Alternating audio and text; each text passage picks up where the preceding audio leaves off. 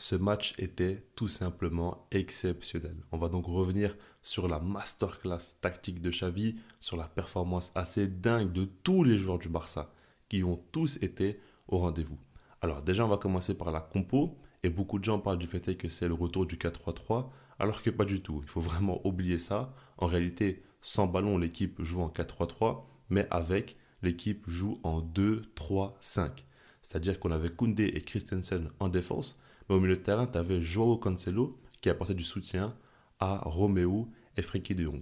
Et puis devant les 5 joueurs pour les 5 couloirs offensivement, comme d'habitude, ça c'est un des principes du jeu de position, donc ça ne bouge pas. Maintenant par rapport à Cancelo, son utilisation, j'ai beaucoup aimé au milieu de terrain, mais plutôt libre. Et vu que tu as 3 joueurs devant la défense, bah, ça te permet des fois d'avoir De Jong qui va se projeter, des fois c'est Cancelo, il y a pas mal de liberté. Mais ce qui m'a vraiment plu, c'est le fait que d'habitude, dans les matchs du Barça avec Xavi, ces derniers temps, en tout cas, on voyait beaucoup de rigidité tactique. C'est-à-dire qu'on avait des positionnements et des zones à respecter pour les joueurs. Aujourd'hui, on a vu vraiment que les joueurs se sont baladés et ils étaient tous très libres. Par exemple, vous pouvez voir des fois Joao Cancelo dans la zone de l'ailier gauche, Joao Félix dans la zone de l'ailier droit. On voyait quand même des choses comme ça assez surprenantes et ça fait que les joueurs étaient libres, pouvaient bouger comme ils voulaient tant qu'ils arrivaient tout simplement à compenser à chaque fois les déplacements des joueurs. Et ça, c'était vraiment magnifique à voir. Commençons dès maintenant en parlant de Joao Félix, qui nous a fait une première assez dingue, en tant que titulaire en tout cas, parce qu'il marque déjà très rapidement son premier but, et il est beau quand même son but, parce qu'au début, donc, ce qu'il faut prendre en compte par rapport à l'action, c'est que Joao Cancelo fait une récupération haute sur le terrain, et puis le Barça joue très vite en une touche, on essaie de trouver l'homme libre, tout de suite, profiter du déséquilibre qui a été fait par rapport à la récupération haute pour apporter du danger. Ça a été très bien fait. Et je parlais aussi un petit peu sur Twitter du fait que le pressing et le contre-pressing du Barça étaient moins efficaces en ce début de saison. Et ça fait que le Barça avait moins de contrôle. Bah là, dans ce match-là, on a vu que le pressing a été très bon. Et par rapport à ça, ça t'amène directement à une occasion de but. Joao Félix, de base, voulait faire une reprise de volée. Il se rate. Au final, c'est pas grave, il continue l'action. Il fait une petite touche de balle magnifique pour dribbler le gardien. Et ensuite, il marque dans un angle fermé. Vraiment, son but, il n'est pas du tout simple à mettre, surtout après la reprise ratée. Et pourtant, il le fait dès sa première titularisation, donc ça c'est très bien. Ensuite, on voit une action où il offre un assist à Lewandowski. Alors, statistiquement parlé, il n'aura pas l'assist, mais quand il laisse passer le ballon, évidemment, c'est son geste qui offre le face-à-face à Lewandowski qui va marquer derrière. Donc, par rapport à ça, il est décisif dans un premier temps et surtout dans le jeu, on voit qu'il s'amuse. Le nombre de fois où il offre des ballons dans les intervalles qui vraiment fait plaisir aux autres joueurs hein, parce qu'il les met à chaque fois dans les bonnes conditions, que ce soit Ferran Torres, Lewandowski, Gavi, il combine extrêmement bien, il comprend bien le jeu, il joue tout le temps vers l'avant de manière très verticale. Les passes de Joao Félix t'amènent directement du danger parce que il va tout simplement jouer dans les zones dangereuses.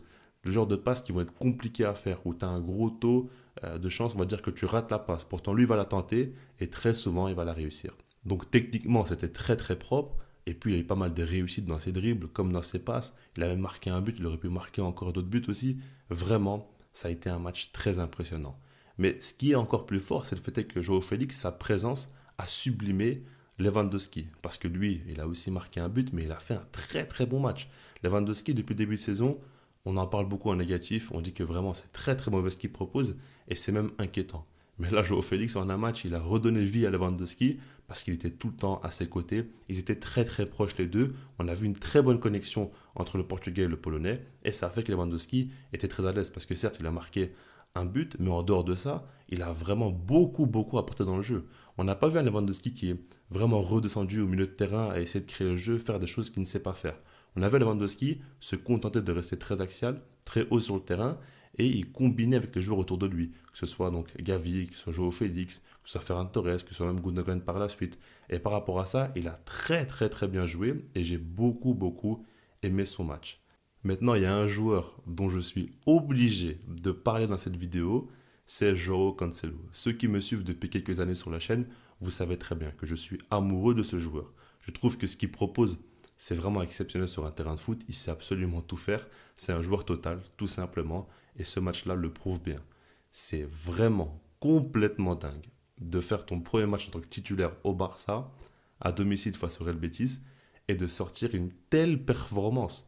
Je ne sais pas si vous vous en rendez compte, parce que Joao Félix, c'est très bien ce qu'il a fait. C'est très beau, il était décisif, tout ce que vous voulez. Lewandowski, c'est très bien, etc. Mais Cancelo, c'est pas normal.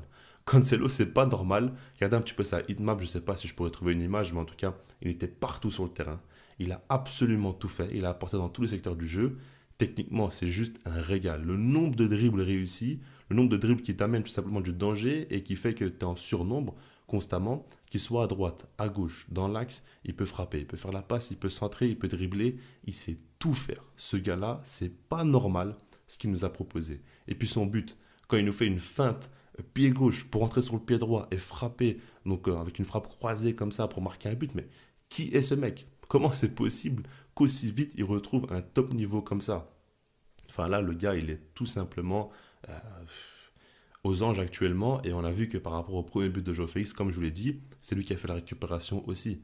Donc voilà, attention parce que quand tu joues face à une équipe et que tu as le contrôle, Joao Cancelo, c'est un des meilleurs joueurs au monde au poste de latéral droit avec un rôle hybride. Il n'y a pas de problème. Maintenant, quand on sera face à une équipe qui va poser plus de problèmes offensivement, là, ça va être autre chose. Mais en tout cas, avec ballon, Xavi, c'est parfaitement utilisé. Il l'a mis dans les meilleures conditions et par rapport à ça, bah, il l'a rendu sur le terrain. Ensuite, le moment du shark est arrivé. Le requin, le GOAT, j'ai envie de dire, hein. Ferran Torres. Mais qui est ce mec lui aussi? C'est un truc de fou. Il a déjà mis 3 buts cette saison avec le Barça. Il a mis 2 buts aussi avec l'Espagne. Il n'arrête pas de marquer à chaque fois. Et là, le but qu'il a mis, c'est sur coup franc. Le dernier joueur à avoir mis un coup franc au FC Barcelone, c'était Lionel Messi. Et maintenant, nous avons Ferran Torres, les gars. C'est complètement dingue. Franchement, j'aurais jamais cru que le joueur après Messi avoir mis un coup franc au Barça, ça aurait été Ferran Torres, mais ça a été le cas. Et surtout qu'il a très très bien mis. Premier poteau, petite frappe enroulée, un petit chip comme ça. Non, franchement, c'est fort, c'est fort. Et surtout que même si tu retires son but, moi j'ai beaucoup beaucoup aimé son match. Notamment ses remises. On l'a vu constamment, Joao Félix, Lewandowski, etc. aimaient bien s'appuyer sur Ferran Torres. Et lui, il n'a pas joué perso, il n'a pas joué bêtement. Au contraire, à chaque fois, il a fait des bonnes remises dans le bon tempo et il a lui aussi sublimé l'apport de ses coéquipiers. Il a vraiment joué pour le collectif. Il a fait beaucoup de travail sans ballon, tout comme Joao Félix d'ailleurs, je n'ai pas dit, hein, mais sans ballon, il a beaucoup beaucoup fait de travail aussi. Et ça, c'est très important pour Xavi. Et par rapport à ça, bah, Ferran Torres, vraiment, il fait un top match. Il met un coup franc, ça c'est vraiment le bonus juste avant de sortir.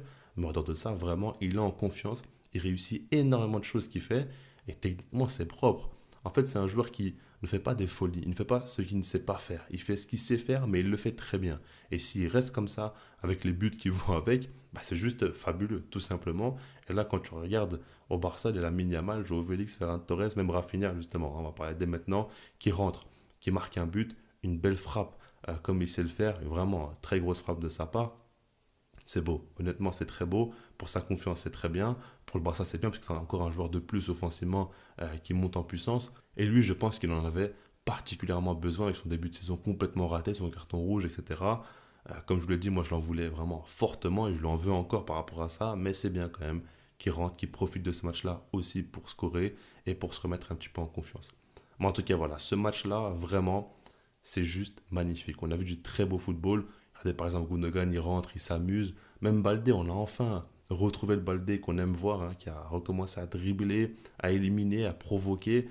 Et ça, c'est vraiment très très fort de sa part. Maintenant, je pense que quand tu joues face au Real Betis, qui essaie un petit peu de presser haut, qui laisse des espaces, bah, dans ce genre de match-là, Baldé, il s'amuse. Il faudra voir face à des blocs bas où il sera plus haut sur le terrain. Là, c'est plus compliqué pour lui, je pense. Mais en tout cas, c'est quand même très bien qu'il retrouve de la confiance lui aussi, qu'il joue bien. Bon, après, tu as eu une petite session de petits ponts aussi, quand ça doit commencer. La Yamal l'a suivi. Enfin, on a vraiment vu du spectacle au Barça et ça faisait tellement longtemps qu'on n'avait plus vu autant de spectacles, autant de folie dans un seul match. Ça fait vraiment plaisir et j'ai envie de faire encore plein de vidéos pour expliquer plein de choses, pour parler de plein de choses avec vous parce que ce match-là m'a donné vraiment du baume au cœur, comme on dit chez nous. Non, je rigole, j'ai jamais dit ça de ma vie, mais bon. Bref, je vous laisse là-dessus. Puis moi, je vous dis peace.